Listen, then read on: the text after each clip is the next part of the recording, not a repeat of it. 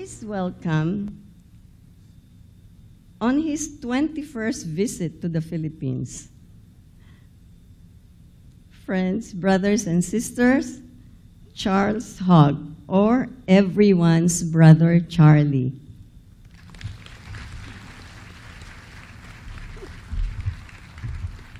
See the similarity?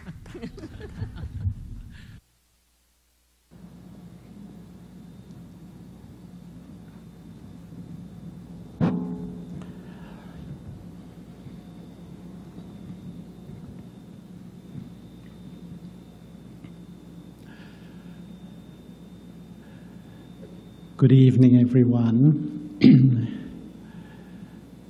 It's really a delight to be here, and I'd first like to thank my sibling from Manila for her very lovely welcome and introduction. But I'd also just like to acknowledge Ayako, her beautiful playing. Wasn't that magnificent?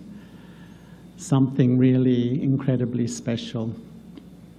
In fact, I used to play the violin when I was young, but my career stopped after just a few months. Just being here tonight in this really special atmosphere, I would really love to have a heart-to-heart conversation. Just like we're sitting in a lounge room with friends, because I wonder how you're traveling in the journey of life. I wonder how you're managing, how you're feeling deep inside. I think life today is throwing up one challenge after another. Would you agree? I'm seeing a lot of nodding heads.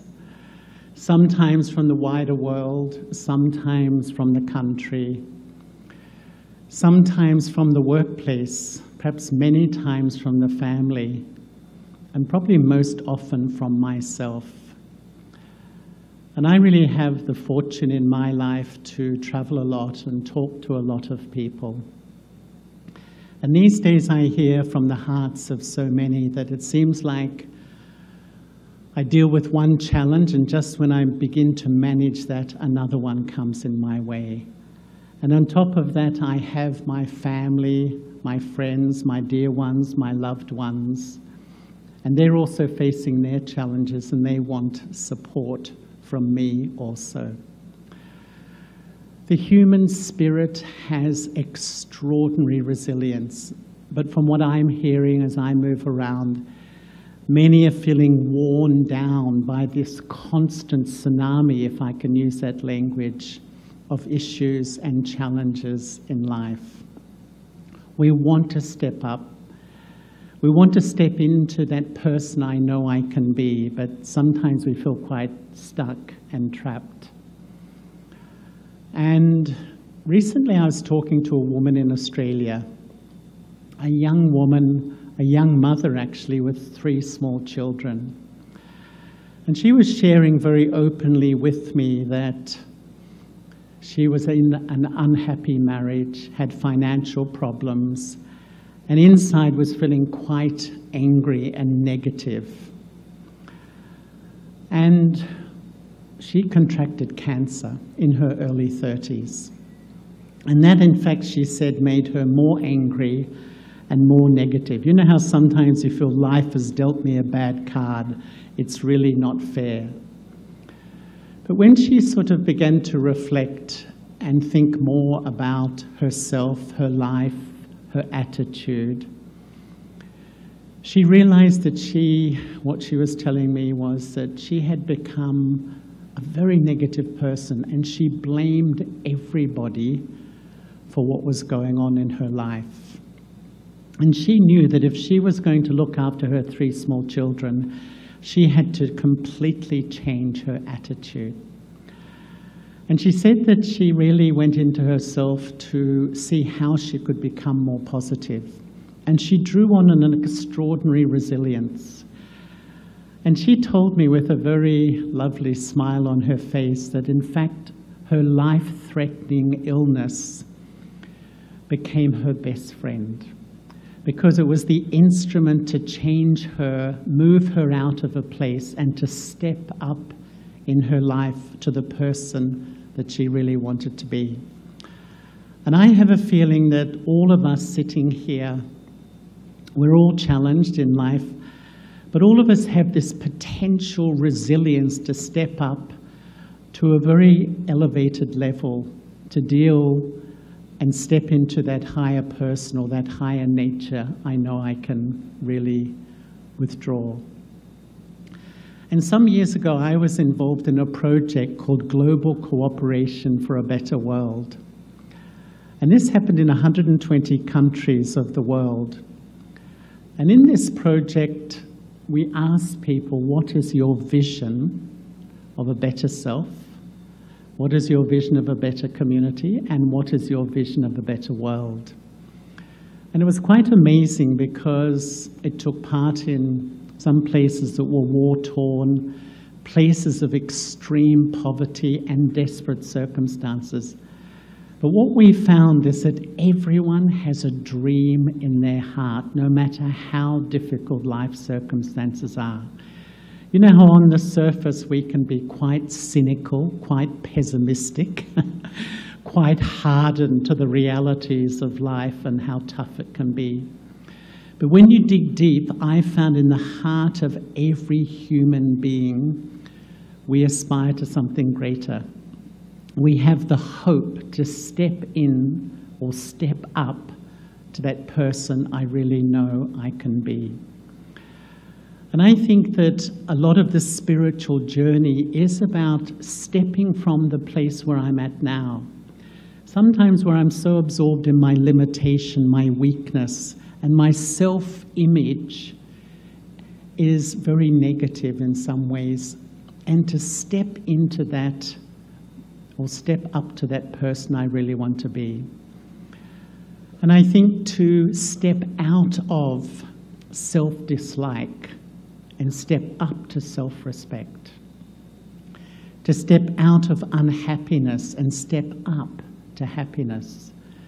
To step out of conflict and hurt that I carry in my heart and step up to loving relationships. To step out of the mentality of being a victim and step up to empowerment, my true sense of inner power. To step out of that vulnerable feeling and step up to a stage of resilience.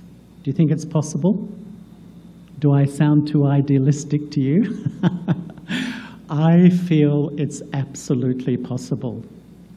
But for me, on this journey, this wonderful spiritual journey we're all on to step up into that place, the first step is in fact to step in.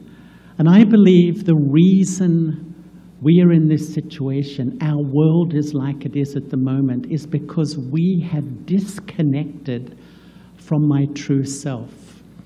And I've lost my inner power. What is our culture today? What is the culture which we're living in today? I call it the outside-in culture. We look outside for everything I need inside. I look for you to love me. I look to my job to give me a sense of self-respect, that I have value in life. I look to wealth to give me a sense of security and peace of mind. But if you don't give me the love I feel you should, if my job changes, or if the economy begins to fail, what happens to my sources of all the things I need in my life? I go into so much upheaval. And this culture has bred a mentality that's so vulnerable, so weak, and so powerless, that often we feel we have absolutely no control over active minds. Spirituality is the inside-out approach to life. I begin to understand that all my resources are inside. Everything I need in my life is inside. And wisdom is learning to draw on those resources so that I can step up in my life. I'm able to step up to the person that I really want to be. This inside-out approach is the approach that creates a sense of inner power and inner strength. And I would say this journey of stepping in, I feel, should be the first thing we learn at school. This huge question of life. The first question should be, who am I?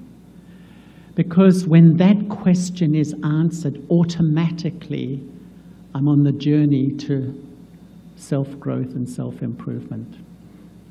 And when I begin to contemplate that question, I begin to think that I am the eternal self.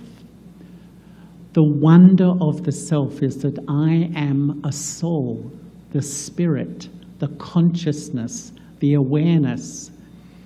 I, the soul, am just a point.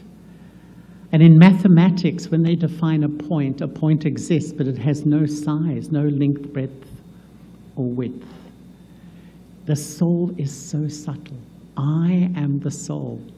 I reside around the pituitary gland in the front of the brain, in the center of the forehead. I've entered this body, I've lived before, and I'm going to continue afterwards. And in a sense, on this journey of stepping up, I first have to step in, not just to know. 80% of the world believes there's something more than a physical body, but to begin to experience.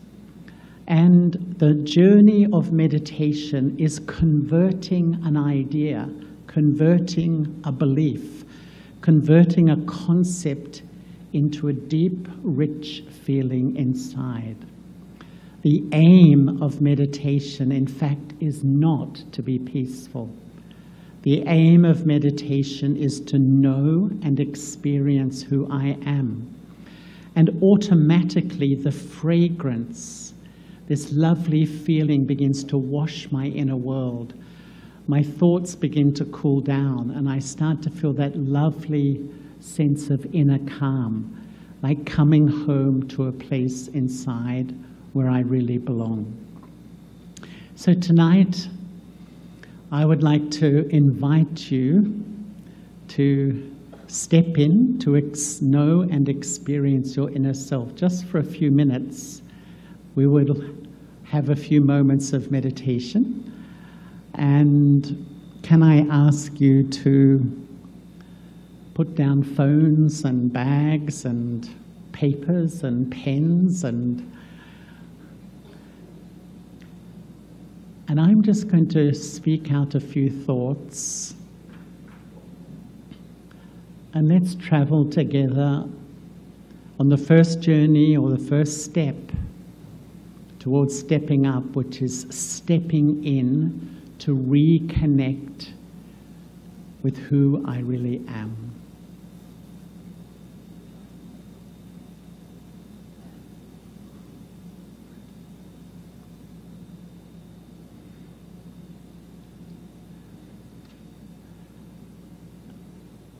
Let me sit comfortably and quietly.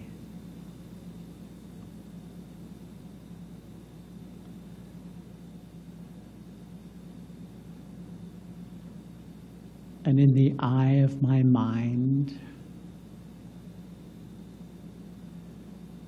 create the feeling that my mind is a sacred place.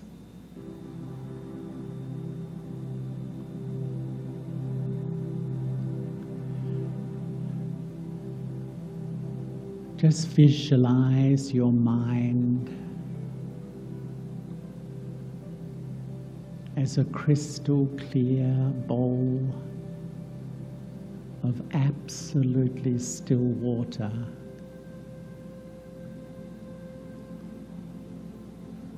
So clean, so pure.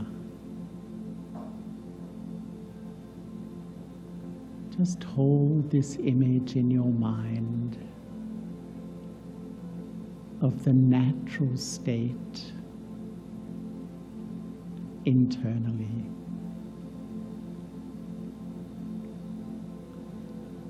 But there's gateways into my mind, my ears. I hear comments, I hear words, I let them in my ears, and it drives my thinking. My sacred space is disturbed.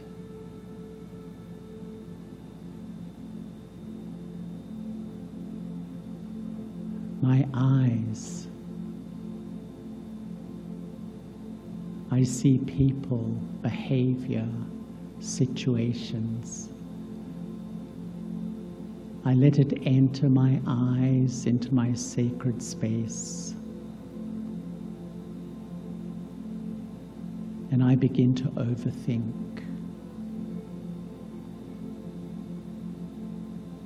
The world is driving my mind.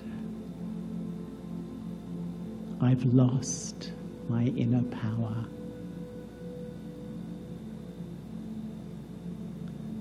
But now I choose to create the thoughts I want. I take back my inner authority.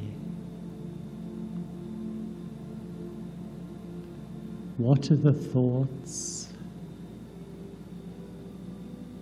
that will take my mind back to that still, clean, and peaceful place? These are thoughts of self-awareness. Just visualize yourself as a minute spark of life energy residing in the front of the brain, in the center of the forehead.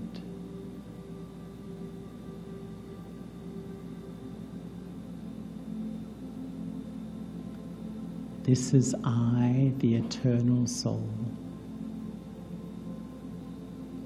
I am immortal, non-physical energy.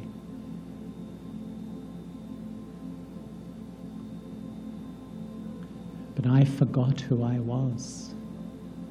I began to identify with my temporary self, my body.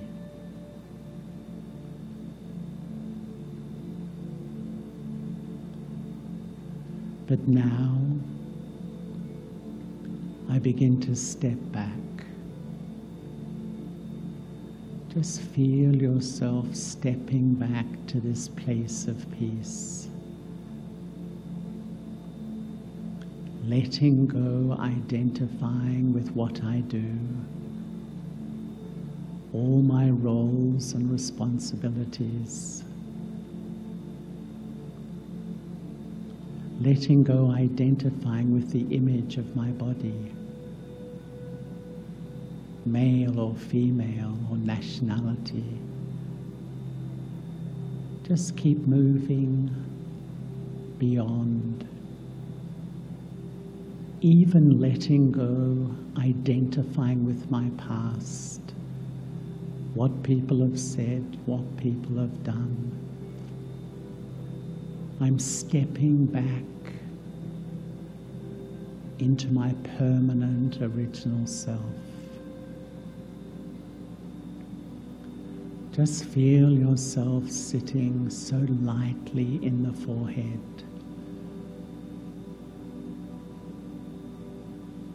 I am a peaceful soul. I am a peaceful soul. Just allow your mind to cool down, and feel the fragrance of inner peace and inner power fill the core of your being.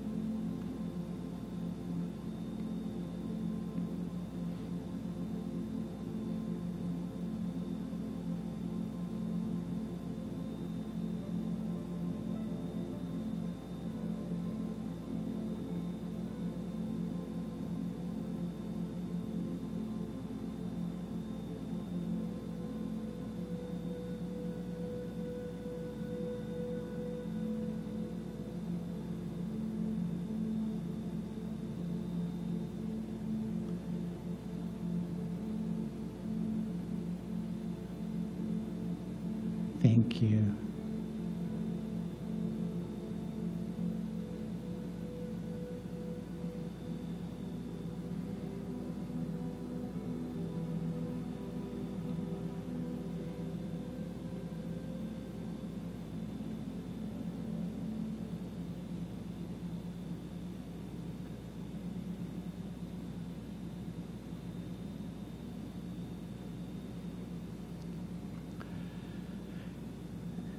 First, I step in. First, I reconnect with who I am. Spirituality is to know and experience who I am. And this spiritual health very positively influences my mental health, my emotional health, even my physical health.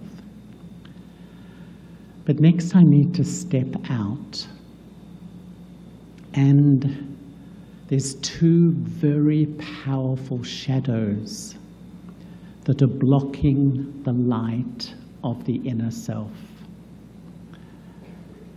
And these two shadows are the energies that I need to step out of to be able to step up. The first is what I call the eye of arrogance, the eye of superiority. This is a personality that's taken all its power, if I can say, from thinking I'm a temporary body. This is a personality that identifies with all the labels of this body. And so I am male, female, Asian, European, attractive or unattractive, whatever it may be. And this personality is a very, very powerful personality. When it comes into my thinking, I begin to think, I am right, I am better, I know more. But when the ego, the eye of arrogance, the eye of superiority is ruling my inner kingdom, that's when I feel so easily insulted, disrespected, not valued, excluded, even sensitive, I would say. Is anyone here sensitive? Wow, Manila must be the most special place in the world. I think most of us are hypersensitive because sensitivity is a part of ego. So when the seed of my thinking is based on a falsehood, it grows a whole tree of wrong emotions, if I can say. So when the eye of arrogance, the eye of superiority is controlling my inner world, I have fear. I have fear that people see through my facade, that I'm not so confident, I'm not as good as I look. But there's a deep relationship between love and fear, if I can say love and ego. The more ego I have, the less lovable I am. What is the role of ego? The role of ego is that it makes you feel separate. It makes you feel disconnected. It tells you you don't belong. It makes you feel, and it feels so real inside my head, but actually I'm being deceived by a false self that has been created because I've forgotten my true self. And so the more ego I have, I feel separate from my true self. I feel separate from God. There's a wonderful American psychiatrist, Elizabeth Kubler-Ross, and many of you may know her. She used to travel the world talking about grief. And she used to say that we all hold so much grief inside. And so when we lose somebody or something, it just opens this wound. But she said the original grief in the human spirit is this separation from God. And it's really my ego that has taken me away from that experience. It's my ego that makes me feel separate from others. I'm convinced in my head others don't want me, others don't really respect me, but actually it's a creation when my false self is ruling my inner world. So this shadow, the more I live in the awareness of my permanent self, the soul, the shadow of my ego begins to go away and the light begins to come through. But the second shadow is also a form of ego. But this is the ego of inferiority, the I of lack of self-respect. And this I also takes its whole identity from my temporary body and all the labels. And it thinks others are better, others know more, others are right, others don't love me, others don't respect me. It becomes a loud voice inside my head. And when it comes into my feelings, I sometimes feel hopeless, inadequate, unworthy, and if I can say, depressed. And depression in psychology is like a sadness that my dream in life to be loved, respected, and valued hasn't happened. But in spirituality, depression is like a mourning for the loss of my true identity. I'm living my life, but really, who am I? And so when the I of lack of self-respect rules my inner world, it's like I wear spectacles that create an illusion. I think people talk down to me. I'm convinced people don't respect me. And I hold these deep beliefs about myself that I'm not good enough. Others don't value or respect me. And so what happens is that when I forget my true self, these two shadows begin to take over my inner world. And I would say the second step is beginning to step out of the shadow of my ego and lack of self-respect and step into my original awareness of who I really am. My own experience that this is at the heart of the spiritual journey, not just when you meditate, but as you go about your life, this inner research to understand fundamentally that I'm a soul, a spiritual being. And as I do that inner research, I come home to this very sweet place inside where I feel so comfortable, so easy. I don't have to impress anybody. I don't have to look good. I don't have to create an image for the world. I become my authentic and true self. And so I would say that first I need to step in and know who I am. Second, I need to begin to remove the shadows of my ego and lack of self-respect.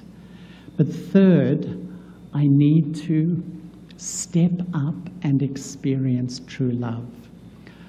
Often when people say to me, how would you describe a spiritual journey? To me, it's the journey towards a quality of love which we all search for. And I feel the subtext of human life is this search to find true love. Everyone sitting in this beautiful hall tonight all of us invest our hearts in relationships. We give everything to our families. You think how much you've given. But there's a huge human dilemma, and that is that no relationship is permanent. Whether it's time, whether it's change, whether it's conflict, or whether it's death, the object of my love will go. And this creates so much insecurity within us. And this is why spirituality researches the one relationship that's permanent, which is I, the soul, and my connection with the Supreme Soul, or God. And this is the union, which is that power that reconnects me to my original value. I feel there's three sources of love. From myself first, from God, and from my family and friends. From myself, not much love coming. Most of us today, unfortunately, give ourselves a bit of a beating. We're very harsh. Our self-talk is very negative sometimes. We put ourselves down. Not all the time, but often. From God, I think many of us have a lot of faith in God, but do I really experience a rich, deep love that sustains and nurtures me? So my one source of love is my family and friends. So if there's an upheaval in the family, if there's a difference, if there's a falling out, it's like my life goes into chaos. What is spirituality?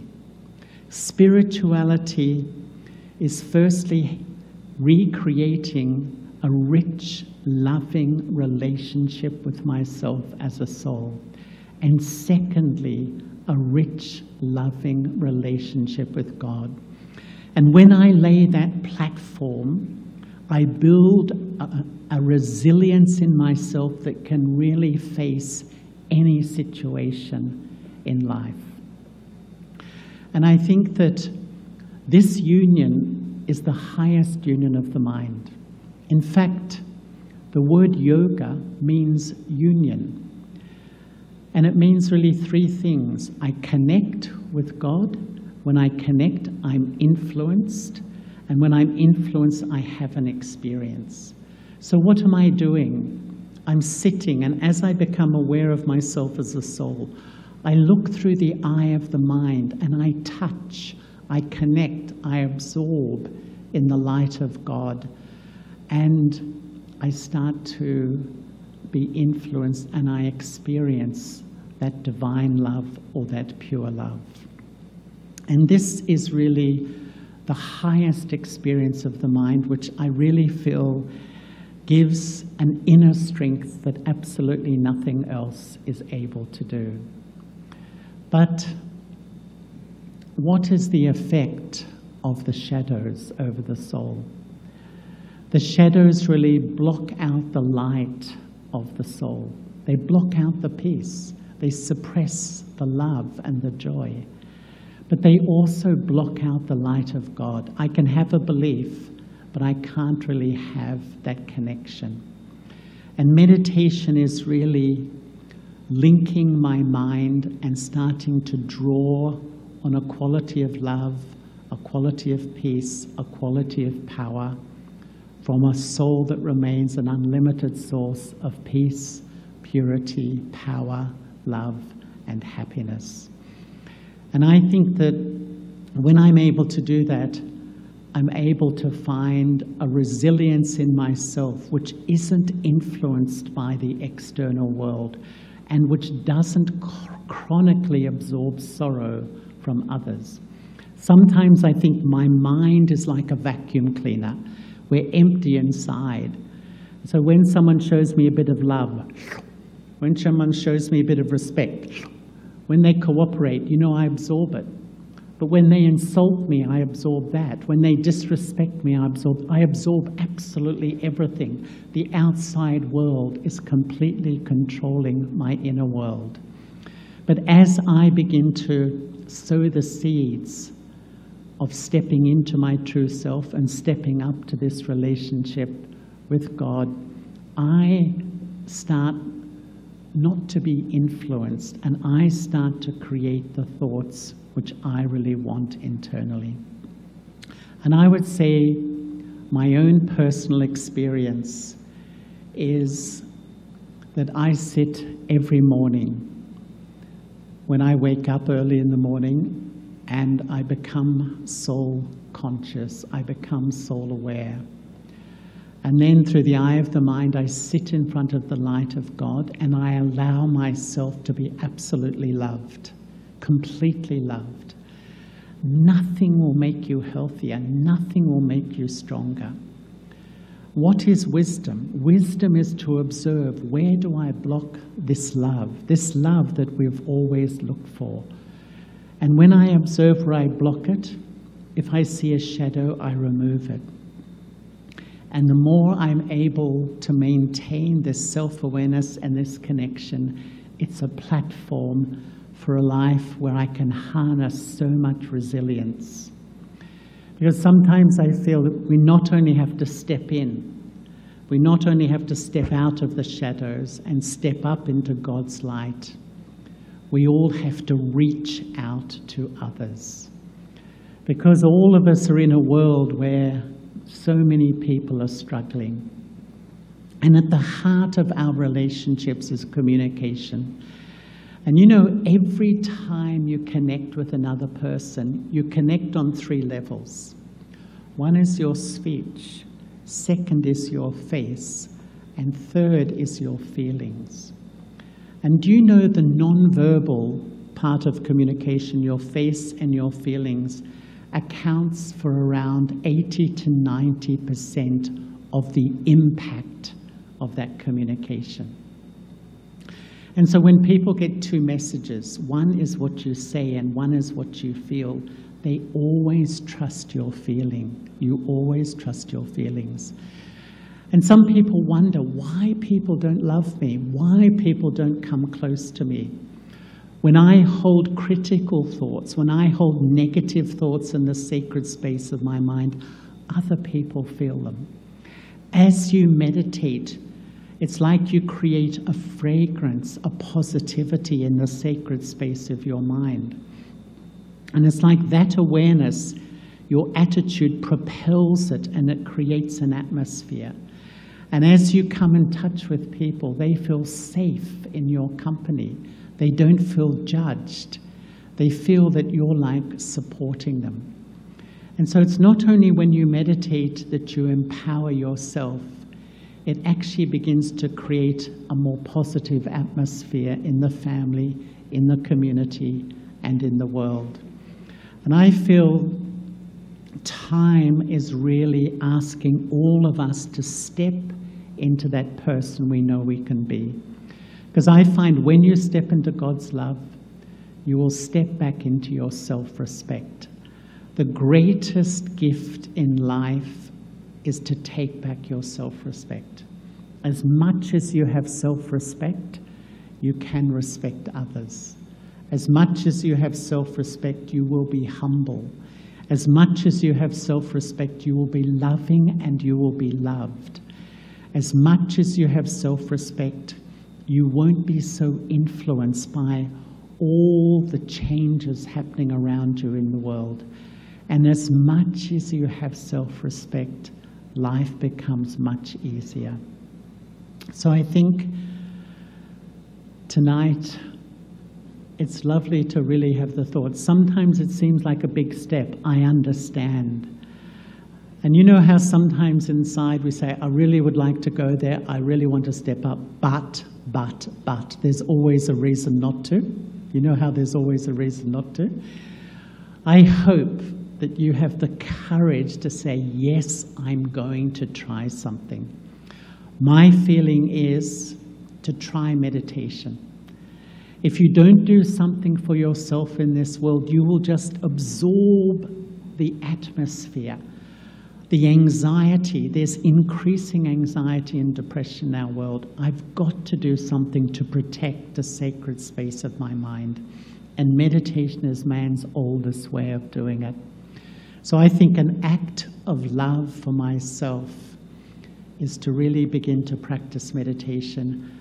And I feel that when you get into the habit of doing it, it will definitely step up your life. So thank you very much, everybody. I'm going to wind up there.